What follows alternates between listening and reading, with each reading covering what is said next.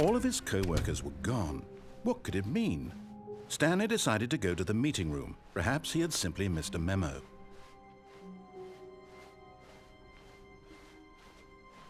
When Stanley came to a set of 2 open doors, he entered the door on his left.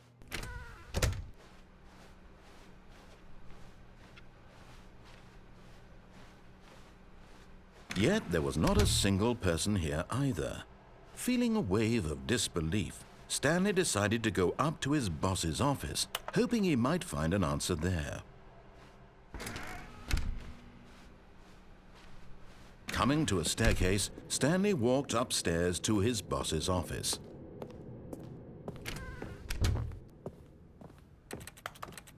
Stepping into his manager's office, Stanley was once again stunned to discover not an indication of any human life. What could it mean? Stanley wondered aloud to nobody. He began wildly tearing through papers on the boss's desk, pulling books off the shelf, looking behind paintings, desperate for clues to his situation. But his attention was caught by a keypad behind the boss's desk. What could its purpose be?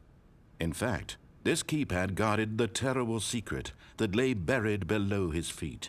And so the boss had assigned it an extra secret PIN number, 2845. But of course, Stanley couldn't possibly have known this.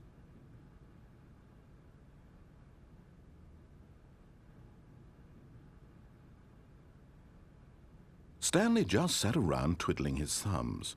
Trying to input anything on the device was useless, since he could never possibly know that the combination was 2845.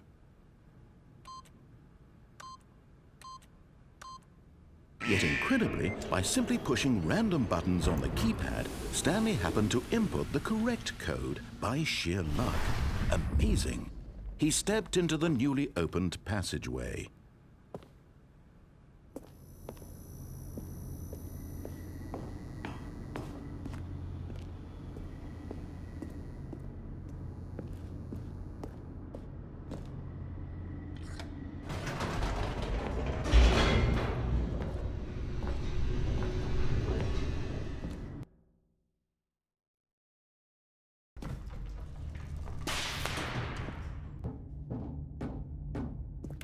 Stanley walked straight ahead through the large door that read Mind Control Facility.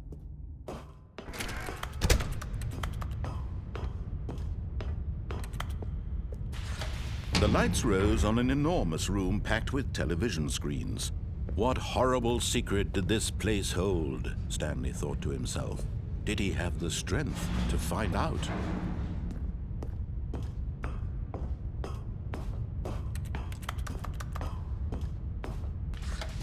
Now the monitors jumped to life, their true nature revealed.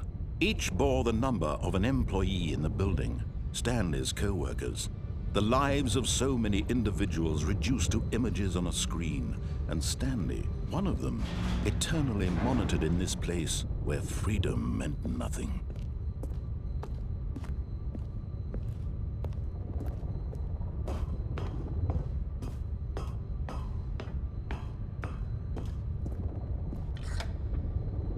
This mind control facility, it was too horrible to believe. It couldn't be true. Had Stanley really been under someone's control all this time? Was this the only reason he was happy with his boring job? That his emotions had been manipulated to accept it blindly? No, he refused to believe it. He couldn't accept it. His own life in someone else's control? Never! It was unthinkable, wasn't it? Was it even possible? Had he truly spent his entire life utterly blind to the world?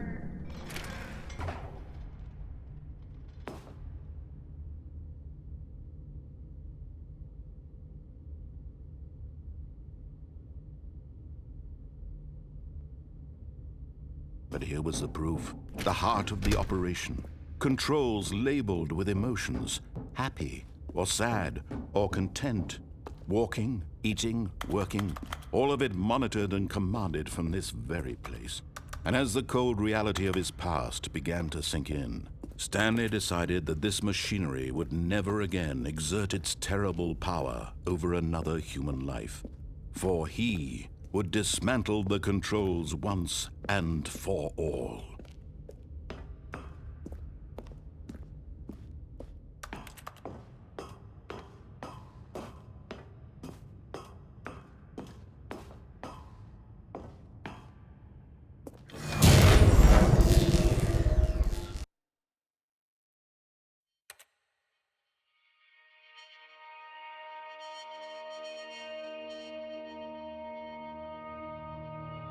Blackness and a rising chill of uncertainty.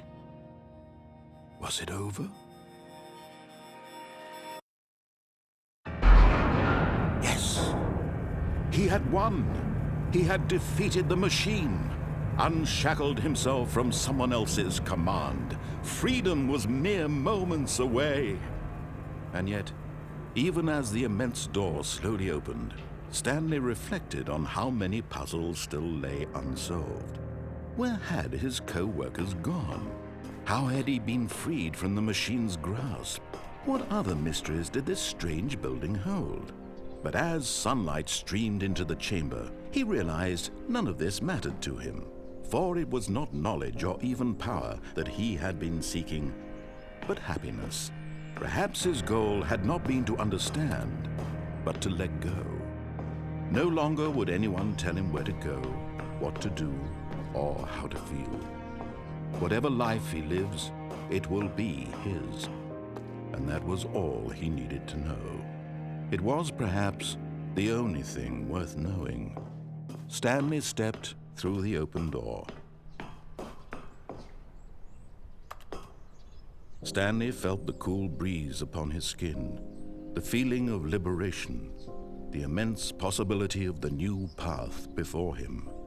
This was exactly the way, right now, that things were meant to happen. And Stanley was happy.